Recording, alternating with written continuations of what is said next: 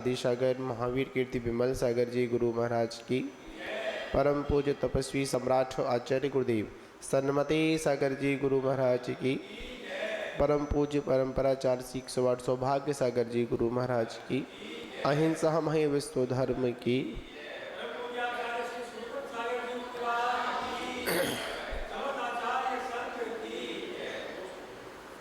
मान बाबू,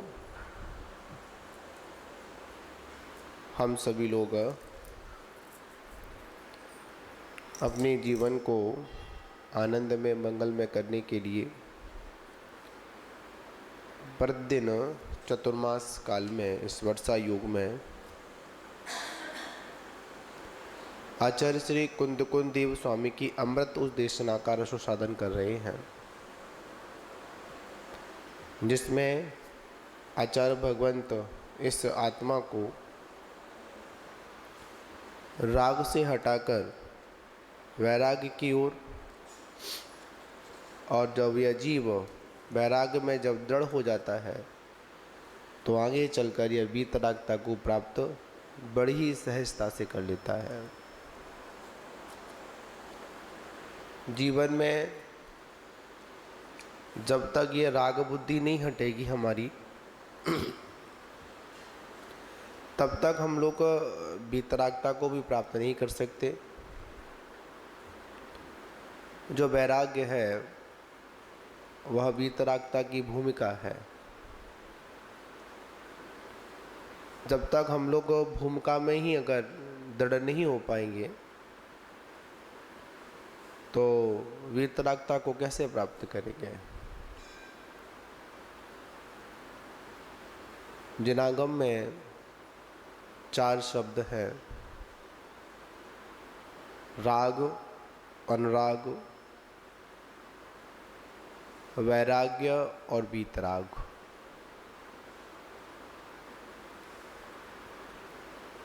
रागी हम सभी लोग हैं।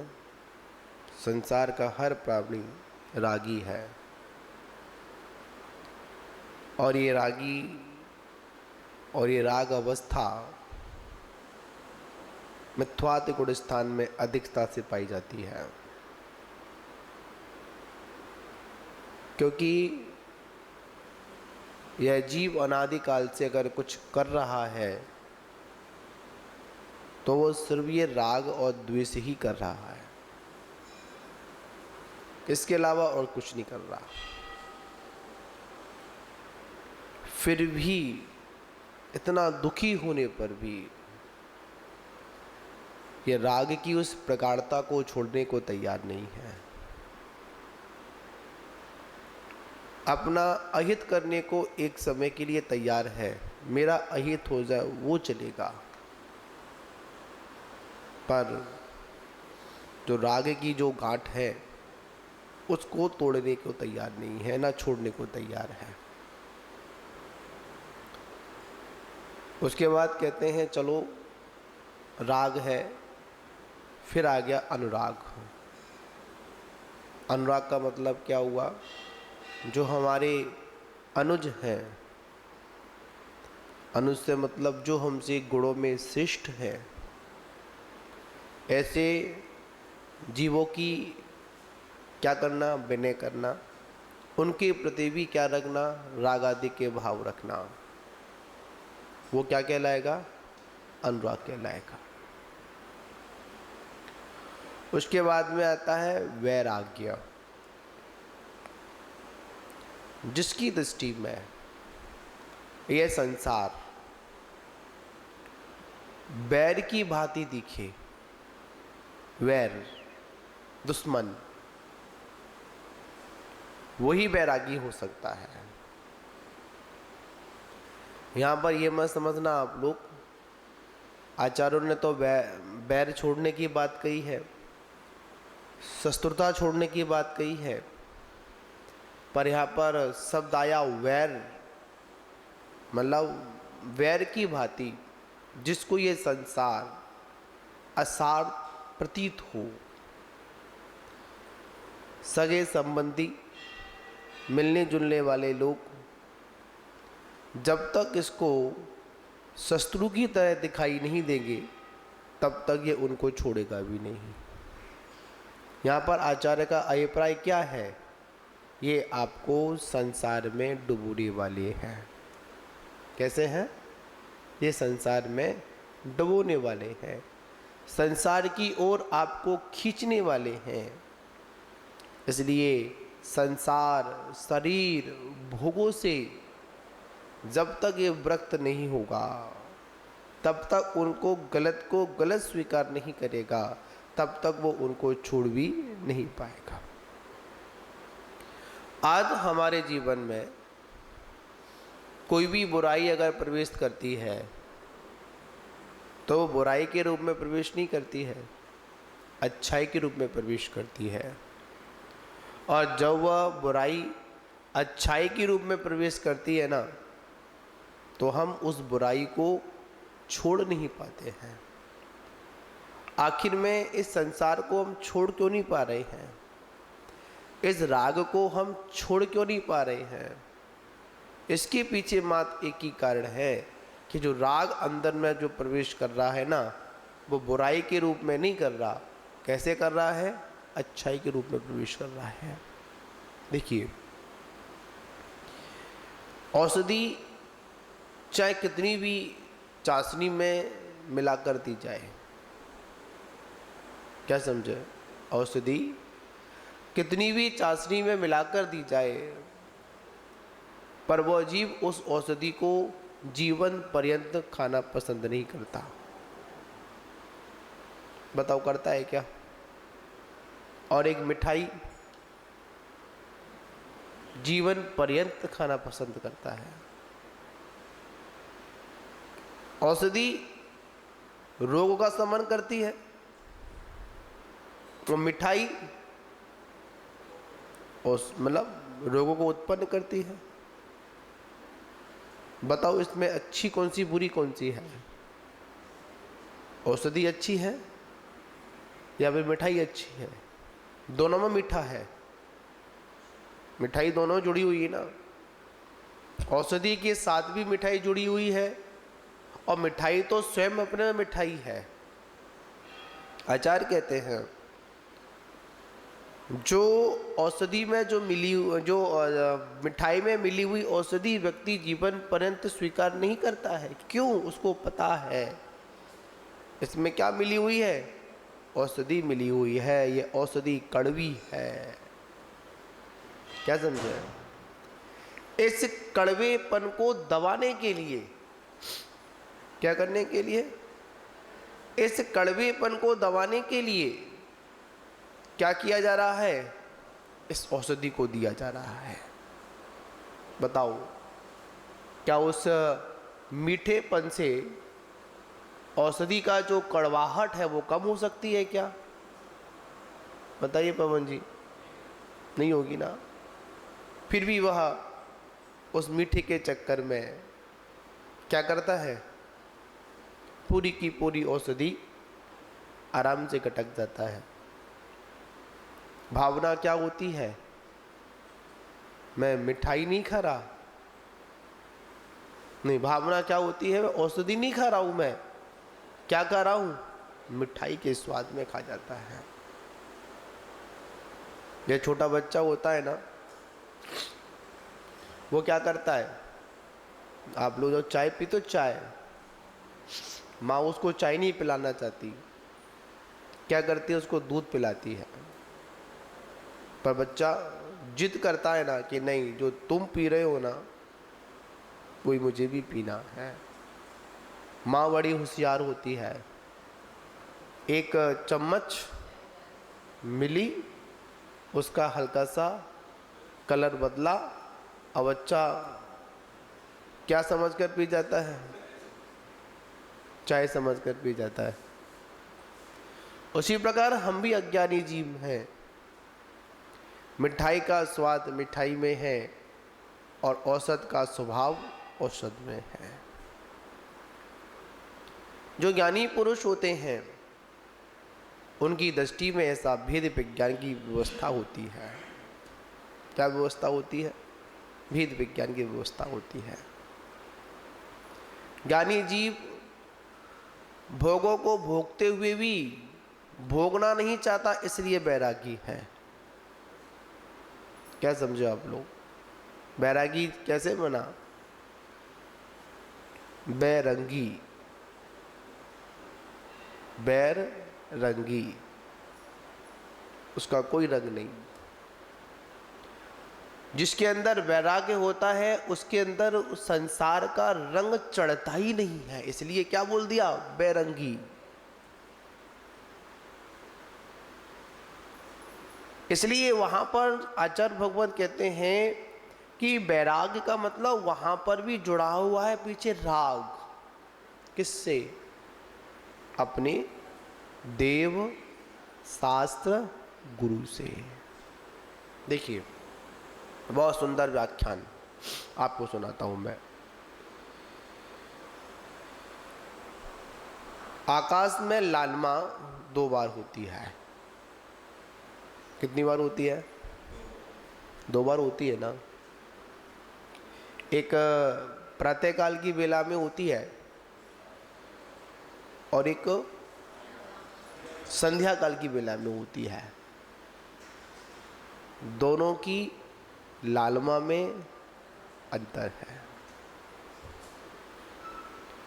सुबह की लालिमा उठाने का काम करती है।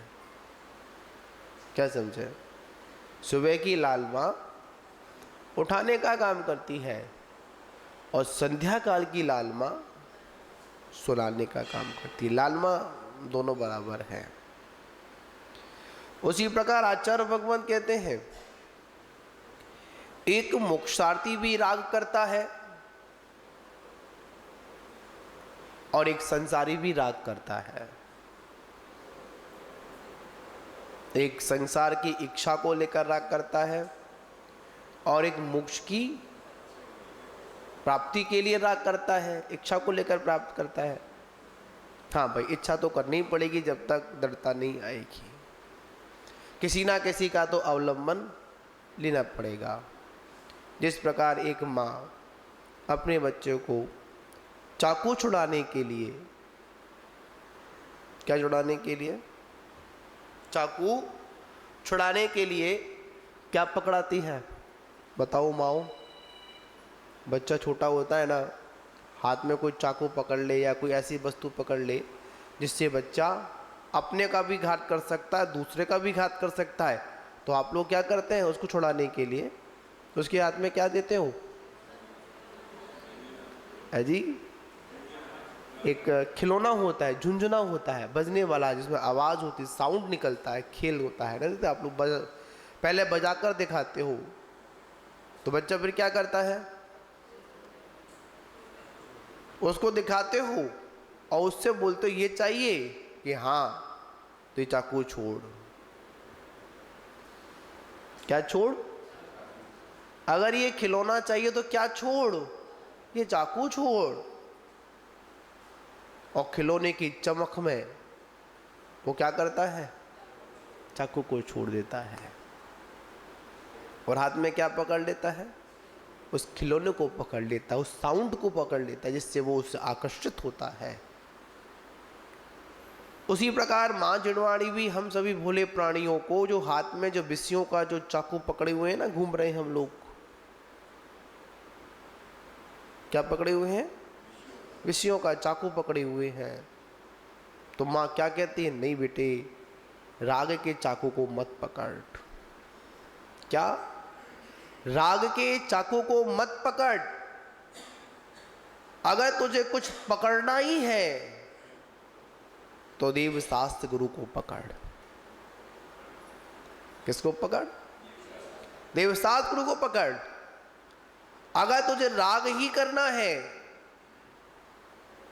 तो भौतिक वस्तुओं का राग मत कर, परमार्थ वस्तु का राग कर, जिससे तेरा आगे कल्याण निश्चित है। संसार की वस्तुओं से अगर राग करेगा तो निश्चित तेरा पतन है। इसको कोई नहीं रोक सकता है, किसी में भी सामर्थ्य नहीं है।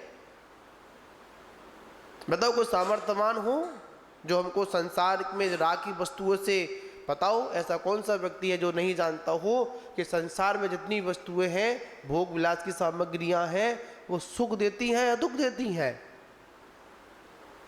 शायद कोई नहीं कहेगा कि सुख देती हैं। सभी यही कहेंगे, अरे जब भोगते हैं ना तो बहुत आनंद आता है। क्या? जब भोगते हैं तो बहुत आनंद आता है। जब भोगने की कुछ समय के लिए इच्छा तृप्त हो जाती है ना, तो मन में यही आता है, अरे यार गलत फंस गई, नहीं करना चाहिए था।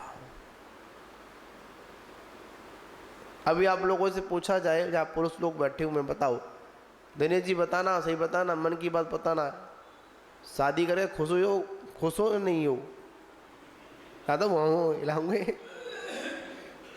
और जब वो चल रहा है तो अगर वो कहना नहीं माने तो अरे अकेले ही बढ़िया थे, बोलते नहीं बोलते अपन। वास्तविकता में व्यक्ति राग में अंधा होकर, किस में अंधा होकर? सिर्फ राग की आग में अंधा होकर क्या कर रहा है? अपने को खत्म कर रहा है, अपना समय नष्ट कर रहा है। भगवंत कहते हैं, आओ एक बार बैरागी की यात्रा करो। किसकी यात्रा करो?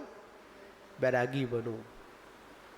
और जो बैरागी बन जाता है ना, उसको जो संसार अच्छा नहीं लगता।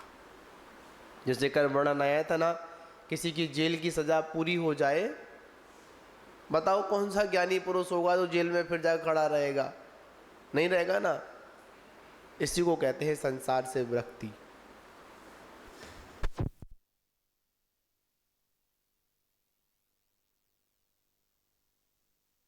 जो व्यक्ति हमारा साथ देना छोड़ दे,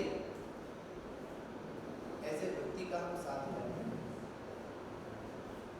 जो व्यक्ति हमारे साथ धोखा करता हो, बताओ ऐसा कौन सा पुरुष होगा जो ज्ञानी पुरुष होगा जो धोखेबाज के साथ?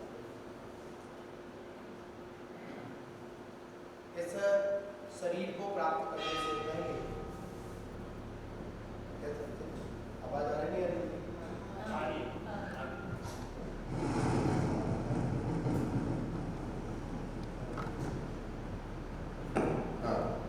इस शरीर को प्राप्त करने से पहले इस आत्मा ने इस शरीर से एक वचन लिया था।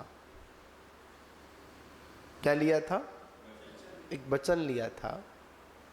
और ये वचन हर बार लेता है कि तू मेरा साथ मत छोड़ना।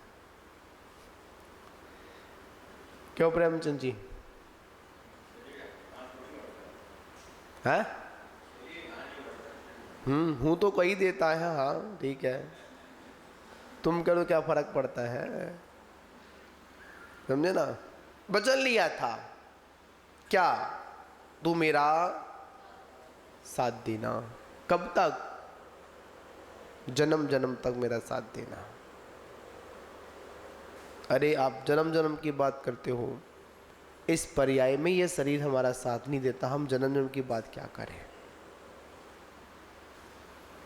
बहुत लोग रागता की अरण, बहुत सारे मतलब वादे कर देते हैं, हाँ हम तुम्हारे साथ रहेंगे, ऐसा करेंगे, वैसा करेंगे, वचन भी दे देते हैं, प्राण जाए पर वचन ना जाए।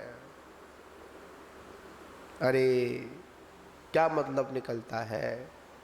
ये संसार की दशा ही कुछ ऐसी है, जब तक स्वार्थ सिद्ध होता है तब तक तो सारे वचन याद रहते हैं, और जैसे ही स्वार्थ की सिद्धि हो जाती है ना, तो कोई हमारे वचनों को कोई मूल्य नहीं होता है। इसी भावना को आचार्य भगवान आज अनंत भावना में हमको समझाने का प्रयास कर रहे हैं। कौन सी भावना है? अनंत भावना। ये ऐसी भावना है, एकत्व भावना से भी कैसी भावना है? बड़ी हटकर भावना है। एकत्व मतलब एक को हम। चलो तुमको ये भी समझ में नहीं आ रहा है ना, अब मैं तुमको प्रैक्टिकल करके बताता हूँ। होते हैं मूढ़ व्यक्ति हम जैसे, एक बात समझ में घुसती नहीं दिमाग में, फिर आज चल के चल इससे नहीं, अब तू इससे समझ। अनंत भावना माता पिता सहोदर पुत्र कत्तादि बंद संदोहो जीवसणा संबधो हिड़ी है कज वसेड़ बैठती। बहुत सुंदर गाथा आचार्य भगवंत ने यहाँ पर कहा। माता पिता सदोधर भाई पुत्र पत्नी एवं बंधु बांधवों का समूह, इनमें से जीव का कोई सगा संबंधी नहीं है। कोई है? जन्म देने वाली माँ, जन्म देने वाला पिता, यहां तक कह दिया एक ही गर्भ काल में, गर्भ के प्रवास में एक साथ रहने वाला दो जीव, एक साथ दोनों की उत्पत्ति का समय, एक साथ गर्भ धारण करने का समय दोनों का एक साथ था, अलग अलग नहीं था। सदोदर जिसको कहते हैं खून का संबंध, रिश्ता कहते हैं अपन, वो भी हमारा सगा नहीं है। किसकी सगे की बात करें अपन? पत्नी पुत्र और जितने भी जो बंधु बंध है ना, जिनको अपना मानते हैं, इनमें से कोई भी मरती बिरिया जीव का कोई न राखनहार। कोई है बताओ? कोई नहीं है।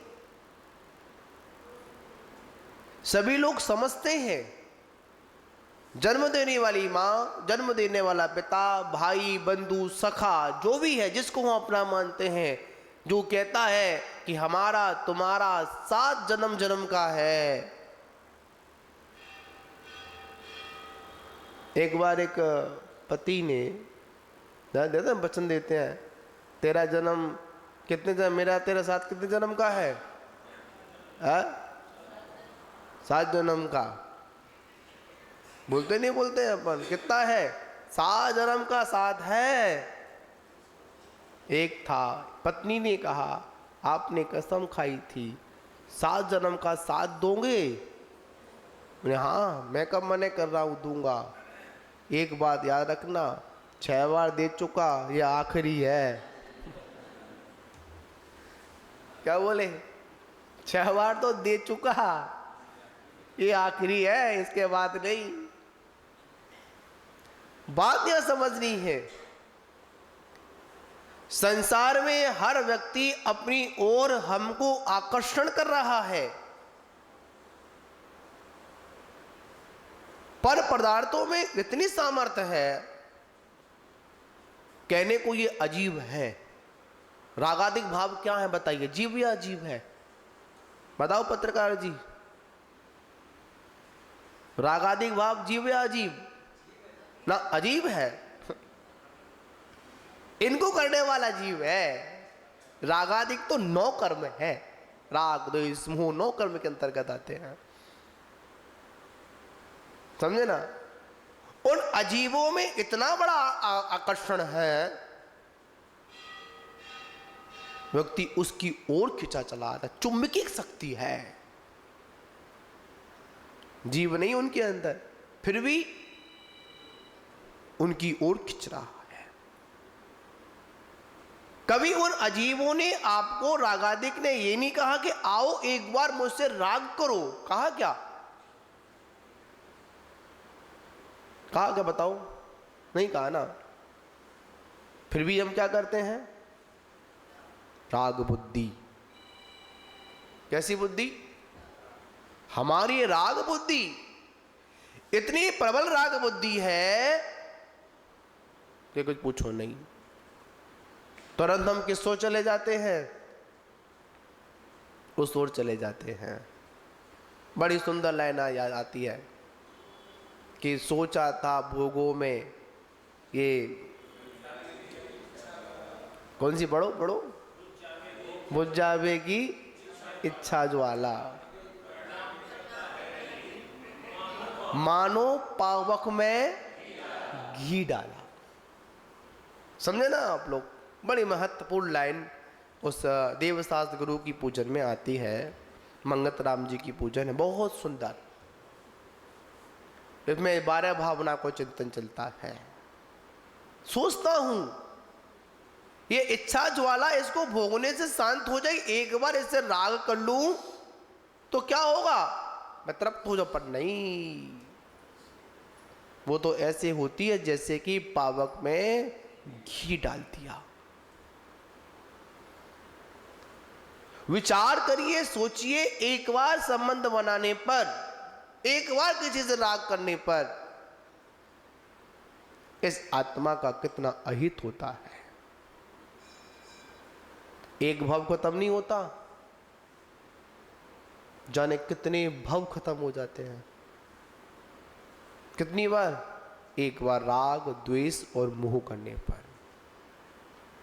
प्रमाणता देख लीजिए, भगवान पार्श्वनाथ के जीवन को देखिए। कमठ और इंद्रभूति,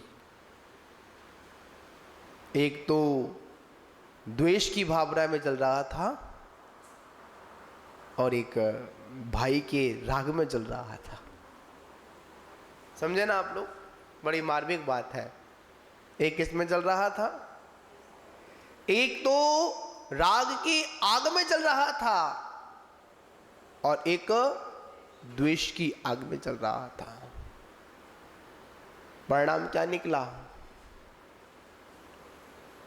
दोनों को 10 भव तक, कितने भव तक? 10 भव तक बदला करना पड़ा। हाथी बना, वो अजगर बना, सर्प बना, है ना?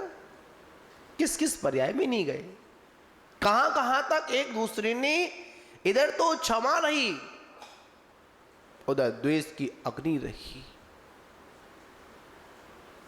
एक बात याद रखना आप लोग, बड़ी समझने वाली बात है आप लोगों के लिए। एक क्वेश्चन करूंगा आप लोगों से,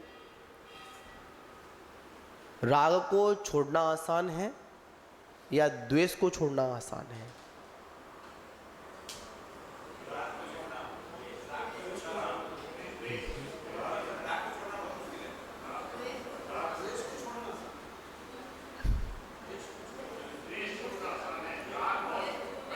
बिल्कुल सही कहा आप लोगों ने। द्वेष, कोई कह दे ये पेंसिल खराब है, तुरंत छोड़ दी। छोड़ने में कितना वक्त लगा बताओ? या लगना वस्तु का संग्रह करने में बहुत वक्त लगता है, पर वस्तु का त्याग करने में वक्त नहीं लगता। घर बनाने में बहुत वक्त लगता है, रिश्तों को बनाने में बहुत वक्त लगता है, पर रिश्तों को तोड़ने में कुछ वक्त नहीं लगता। एक बहुत सुंदर इमारत बनती है, अभी नोएडा में बनी थी, देखा होगा आप लोगों ने, टावर खड़े किए थे, है ना? टावर थे ना, बहुत ऊंचे ऊंचे टावर बनाए थे। कितने? 2-3 कितने थे बिल्डर साहब? 2 टावर थे ना? 2 टावर थे, गगन चुंबनीय। उनको बनाने में शायद लंबा वक्त लगा होगा, पर उनको ध्वस्त करने में 2 मिनट, 2 मिनट मतलब वो सेटिंग करने में वक्त जो लगा होगा, 2 मिनट के अंदर एक बटन क्या दबाया, पूरी की पूरी इमारत कहाँ आ गई? जमीन पर आ गई। बनाने में वक्त लगा, तोड़ने में वक्त नहीं लगा। याद रखना, जिस दिन हमको ये पता चल जाए ये वस्तु हमारे लिए अहितकारी है, क्या ये वस्तु हमारे लिए बहुत अहितकारी है, तो उसको छोड़ने में वक्त नहीं लगेगा, चाहे वो राग पूर्वक हो और चाहे वो द्वेष पूर्वक हो। तो महान बाबू, आगे का व्याख्यान अपन फिर गाथा पर अपन संपन्न करेंगे, क्योंकि समय अपनी गति से चलता है, ठीक है ना? तो यहाँ पर गाथा को पढ़ लिया हम लोगों ने, एक बार पढ़ देता हूँ। माता पिता, सदोदर, भाई, पुत्र, पत्नी एवं बंधु बांधवों का समूह, इसमें जीव का कोई वास्तविक संबंधी नहीं है, अपने कारवश हुआ करते हैं, अपना अपना काम करते हैं और वह निकल जाते हैं। आगे का व्याख्यान फिर करेंगे। जय बोलो शांतिनाथ भगवान की जय।